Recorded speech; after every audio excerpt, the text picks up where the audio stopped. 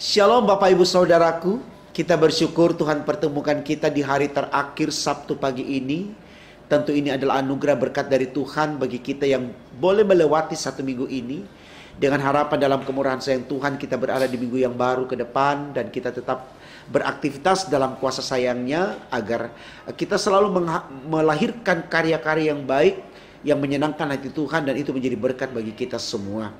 Mari saudaraku, sebelum jauh kita masuk merenungkan firman Allah di Sabtu pagi ini, kita kembali minta pimpinan Tuhan dalam doa. Mari kita berdoa. Tuhan Yesus, terima kasih karena Engkau terus memberkati kami. Kami ada di hari terakhir di minggu ini. Sebelum kami masuki minggu yang baru, kami mohon Engkau berkati kami dengan firman-Mu di pagi ini, agar firman di pagi ini semakin menyemangati kami untuk mengerti. Kami sangat membutuhkan Tuhan dalam hidup kami, karena peran Tuhan selalu menentukan masa depan kami, bahkan sorga kami. Untuk apa yang kami minta ini Tuhan berfirmanlah, karena kami sedia mendengarkannya. Demi Yesus Tuhan kami, amin. Saudaraku, bacaan Alkitab kita di Sabtu pagi ini terambil dari kitab Mazmur 104 ayat 31 hingga 32. Bagian Alkitab ini dibacakan demikian. Biarlah kemuliaan Tuhan tetap untuk selama-lamanya. Biarlah Tuhan bersukacita karena perbuatan-perbuatannya. Dia memandang bumi sehingga bergentar, yang menyentuh gunung-gunung sehingga berasap. Saudaraku, tema renungan kita di Sabtu pagi ini dituliskan demikian dalam Sabda Bina Umat. Tuhan, gereja dan ateisme diskursif dan ateisme praktis. Nah, saudaraku, sebelum jauh kita masuk melihat apa arti dan maksud dari tema kita ini, saya mau katakan di awal khotbah ini sekali lagi seperti khotbah-khotbah kita yang lalu, bahwa tidak dapat disangkal, tidak dapat dibantah kalau Tuhan itu yang menentukan hidup manusia. Artinya semua yang terjadi pada manusia ada dalam kewenangan Tuhan. Ya, itu yang kemudian diimani oleh Ayub ketika Ayub berkata, Tuhan yang memberi, Tuhan yang mengambil. Ya, karena dia katakan, maaf, aku datang dengan telanjang, aku kembali dengan telanjang. Artinya tidak ada yang ada pada Ayub miliknya, tapi itu milik Tuhan.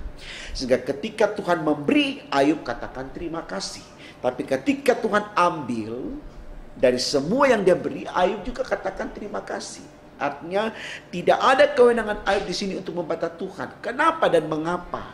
Ya, yang dia harus leburkan dirinya adalah seperti apa maunya Tuhan. Makanya Ayub juga berkata kepada istrinya, apakah kita hanya mau menerima yang baik dari Allah tapi yang buruk tidak? Jadi ini saya pikir sebuah perenungan yang baik sekali saudaraku, supaya kita mulai belajar peran Tuhan ada di setiap keadaan kita, mau baik atau buruk.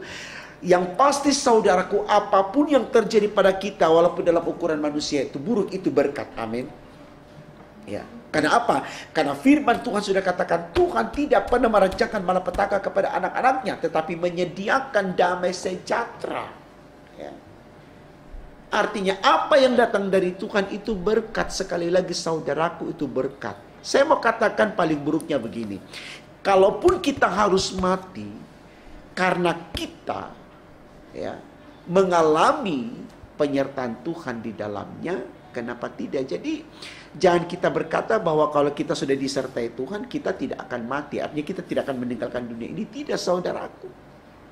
Karena semua manusia akan mengalami itu. Tapi ketika manusia itu mati dalam kasih karunia Allah, justru manusia itu akan dibawa ke dalam kehidupan yang kekal. Dia berpindah dari kehidupan yang fana dan dia berada di kehidupan yang baka. Bukankah ini berkat saudaraku? Jadi jangan kita melihat orang yang mati seakan-akan itu kutukan. Tidak. Ya. Dia mau mati karena apapun. Ya.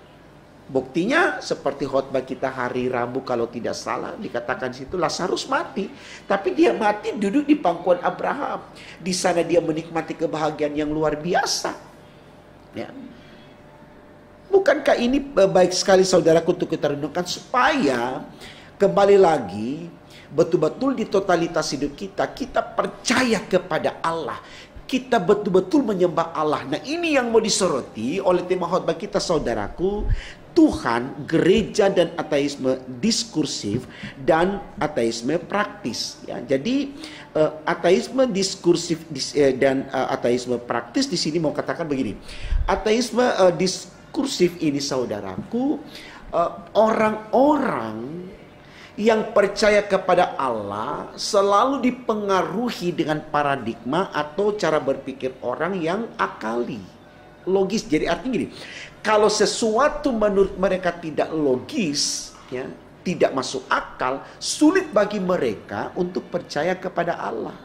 Sekali lagi saudaraku, di awal khotbah tadi katakan, tidak ada kuasa kita, hak kita untuk menilai Allah itu logis atau tidak. Yang ada pada kita hanya percaya kepada Dia. Nah, oleh karena itu, semua mau katakan dalam khotbah ini, persoalan berbicara tentang Allah atau percaya kepada Allah itu hanya ada dengan iman. Kalau kita punya iman, kita tidak harus dipengaruhi dengan paradigma apapun, pendapat apapun, mau masuk akal atau tidak. Karena cara Allah berbicara tidak bisa kita analisa dengan pengetahuan kita, ya. Amsal 1 ayat 7a katakan, takut akan Tuhan adalah permulaan pengetahuan. Jadi kalau kita sudah punya pengetahuan, kita takut akan Tuhan.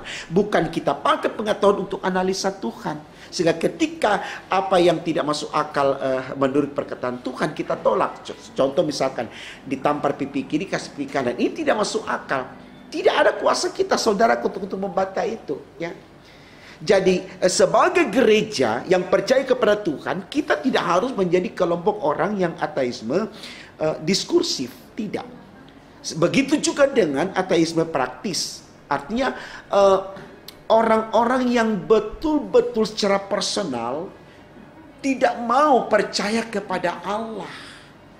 Apapun perkataan orang tentang Allah, menurutnya secara pribadi, saya hidup karena saya. Tidak sedikit orang seperti itu, saudaraku. Tidak sedikit, ya. Ada banyak di negara-negara tertentu di muka bumi ini yang betul-betul hidup bahwa saya ada di sini bukan karena Tuhan. Saya memiliki ini bukan karena Tuhan. Semua karena saya. Saya yang lahir, saya yang bekerja, saya yang berjuang, saya mendapatkan, saya juga yang harus menikmati. Sehingga mereka betul-betul menjadi kelompok ateisme praktis. Kelompok orang-orang yang betul-betul hanya berpikir tentang dirinya dan hidupnya. Tidak tentang orang lain, apalagi tentang Allah yang bisa kita katakan abstrak, tidak kelihatan. Ya. Jadi saudaraku, gereja yang percaya kepada Allah di tema khotbah kita ini, sekali lagi itu hanya kita bisa sentuh, kita bisa miliki kalau kita punya iman. Ya, iman. Jadi iman itu yang membawa kita kepada pengakuan siapa Allah dalam hidup kita. Tidak diintervensi, tidak diinterpretasikan dengan logika kita, dengan akal kita, dengan pengetahuan kita. Jadi Allah tidak bisa disentuh dengan pengetahuan atau dengan akal, tapi sekali lagi dapat disentuh dengan iman. Jadi ini baik saudaraku, karena masa-masa sekarang ini banyak sekali paradigma yang bermunculan. Berbagai bentuk pengajaran-pengajaran dari satu kelompok ataupun juga personal yang mempengaruhi jalan berpikir orang. Kadang-kala kita terjebak di dalam, oh iya ya, benar juga ya, ngapain percaya sama Tuhan? Ya, di hari gini cari Tuhan, kayaknya ogah banget, ketinggalan banget, ya.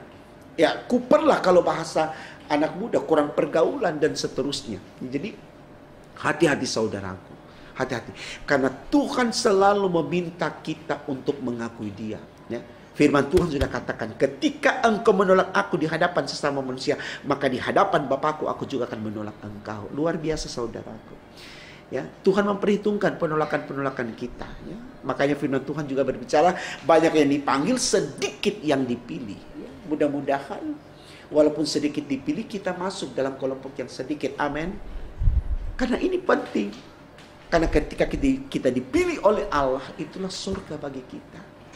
Semangat saudaraku, semangat menjadi gereja yang percaya kepada Tuhan karena kita punya iman. Karena kita tidak masuk dalam kelompok ateisme diskursif maupun ateisme praktis. Tuhan memberkati saudara dan saya. Amin. Mari kita berdoa saudaraku. Terima kasih Tuhan, Engkau sudah memberkati kami di pagi hari ini. Kami sungguh bersyukur Ada pengertian baik yang Kau berikan kepada kami bahwa kami dalam percayakan Engkau tidak harus dipengaruhi oleh apapun. Pengetahuan yang berkembang, teknologi yang berkembang, cara berpikir paranormal dan seterusnya. Karena Tuhan kami harus tentu dengan iman, yaitu sebuah pengakuan akan kebenaran dan kekuasaan-Mu yang mutlak, berkuasa dan yang menentukan hidup kami, sehingga kami selalu menyembah Engkau dalam situasi apapun. Terima kasih untuk keyakinan ini Tuhan. Berkati dan berkati kami terus Tuhan, di tengah keterbatasan kelebihan kami terus pasrahkan hidup kami ke dalam tangan Tuhan, karena kami tahu dalam Engkau tidak ada yang sia-sia. Dengarkan doa kami Tuhan, agar kami layak memasuki minggu yang baru dan menapakinya, memperjuangkannya demi untuk kemuliaan nama Tuhan dan untuk berkat-berkat bagi kami. Di dalam nama Tuhan Yesus kami sudah berdoa dan mengucap syukur kepada Bapa di sorga. Haleluya, puji Tuhan. Amin.